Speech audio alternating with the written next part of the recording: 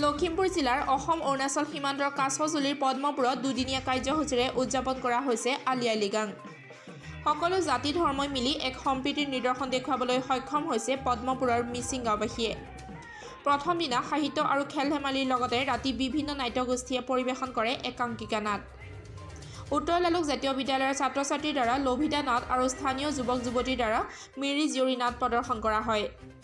আজিৰ মুকলি সভাত মুখ্য অতিথি হিচাপে উপস্থিত থাকে মিচিং জনগোষ্ঠীৰ সাহিত্য সভাৰ সাধাৰণ সম্পাদক ডিম্বেশ্বৰ দলে। আজি দিনজোৰা কাৰ্যসূচীৰ পিছত সন্ধিয়া শিল্পীসকলৰ দ্বাৰা অনুষ্ঠিত কৰা হ'ব এক আকৰ্ষণীয় সংগীতৰ অনুষ্ঠান।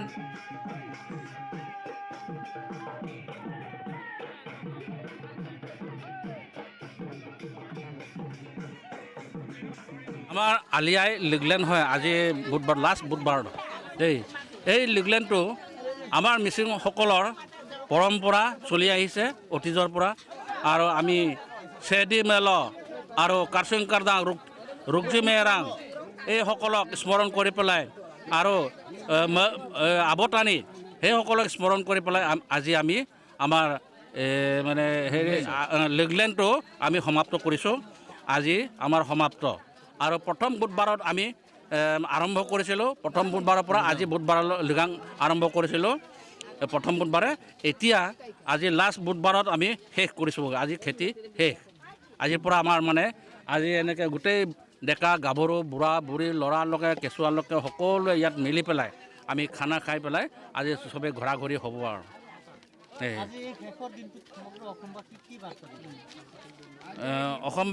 অসমবাসীৰ কাৰণে আমি শুভেচ্ছা জনাইছোঁ সকলোৱে আৰু সাংবাদিকসকলকো আমি শুভেচ্ছা জনাইছোঁ। আৰু আমাৰ অসমবাসীৰ যিসকল মিচিং সেইসকলকো আমি শুভেচ্ছা জনাইছোঁ। এই তাৰ দ্বাৰা আমি গোটেই অসমবাসীক শান্তিপ্ৰিয় কৰিবৰ কাৰণে আজি আমি সমাপ্ত কৰিছোঁ। আৰু আমাৰ মিচিংসকল এনেকৈ আগলৈ জীয়াই থাকক বুলি পেলাই মই ধন্যবাদ জ্ঞাপন কৰিছোঁ। আমি আমাৰ নিউজ চেনেল ডি নিউজ সকলো সাংবাদিকসকলেও আমি সাংবাদিকক আমি আমাৰ আলি আই লৃগাঙৰ লৃগলেণ্ডৰ আন্তৰিক শুভেচ্ছা জ্ঞাপন কৰিছোঁ। কিয় আমি আমাৰ মিচিং জনগোষ্ঠী আমাৰ অসমৰ ভূমিপুত্ৰ মিচিংসকলে পূৰ্বপুৰুষৰ পৰা আলি আই লৃগাং আমি উদযাপন কৰিছোঁ।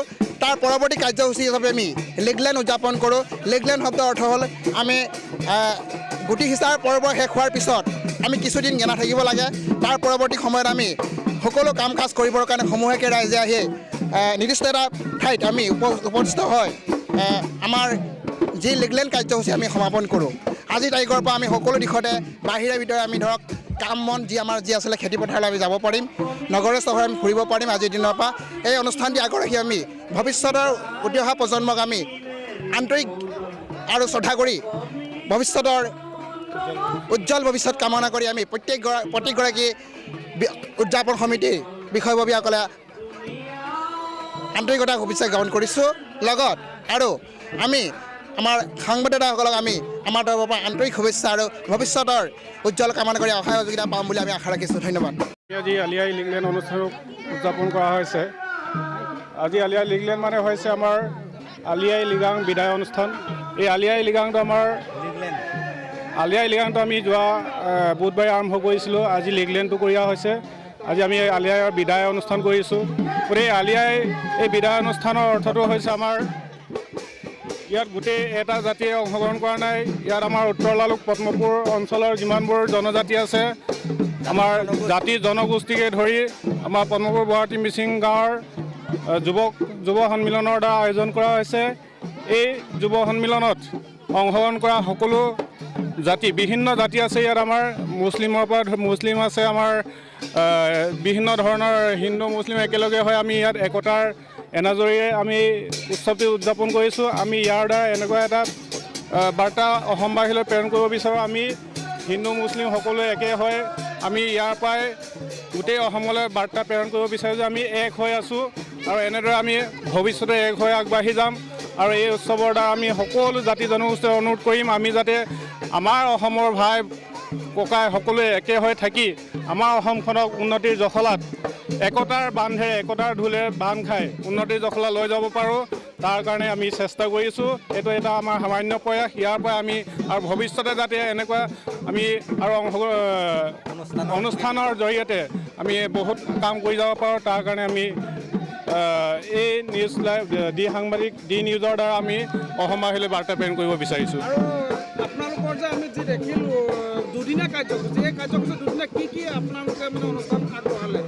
এই দুদিনীয়া কাৰ্যসূচীত আমাৰ প্ৰথম দিনাৰ কাৰ্যসূচী আছিলে আমাৰ খেল ধেমালি আছিলে। প্ৰথম দিনাৰ খেল ধেমালি আছিলে, আমাৰ নৃত্য প্ৰতিযোগিতা আছিলে, আতেৰ ছনাম প্ৰতিযোগিতা আছিলে আৰু সাহিত্য আছিলে। ইয়াত বিভিন্ন খেল ধেমালিৰ পৰা ধৰি সাহিত্য আছিলে আৰু এই সকলোবোৰ যোৱাকালি সম্পন্ন হৈ গৈছে। আজি আছে আমাৰ মুকলি মঞ্চ বিহু।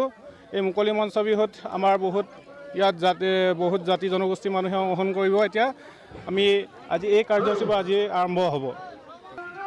হয়, আমি এই অনুষ্ঠানৰ যোগেদি আমাৰ এই মিচিংসকলৰ কৃষ্টি সংস্কৃতিৰ যোগেদি আমাৰ ভৱিষ্যতৰ উঠি অহা প্ৰজন্মক শিক্ষাৰ প্ৰতিভা বিকাশ কৰিবৰ কাৰণে বহুতো কাৰ্যসূচী লৈছিলোঁ। খেল ধেমালিৰ পৰা ধৰি সাহিত্য, কৃষ্টি, একক নৃত্য প্ৰতিযোগিতা সকলোখিনি আমি ভৱিষ্যতৰ উঠি অহা প্ৰজন্মবিলাকৰ বিকাশৰ কাৰণে আমি কাৰ্যসূচী লৈছিলোঁ। আজিৰ কাৰ্যসূচী আছে মুকলি সভা। মুকলি সভাত আমি নিমন্ত্ৰণ কৰিছোঁ সন্মানীয় গণ্যমান্য ব্যক্তিসকলক। আমাৰ মিচিং আগম কাবাঙৰ সম্পাদক শ্ৰী মৃগাং ডিম্বেশ্বৰ দলেক মুখ্য অতিথি হিচাপে নিমন্ত্ৰণ কৰিছোঁ। তেখেতে আমাক সৎ দিহা পৰামৰ্শ দিব বুলি আশা ৰাখিছোঁ। লখিমপুৰৰ পৰা পলাশ গগৈ ৰিপৰ্ট, দৈনিক টাইম।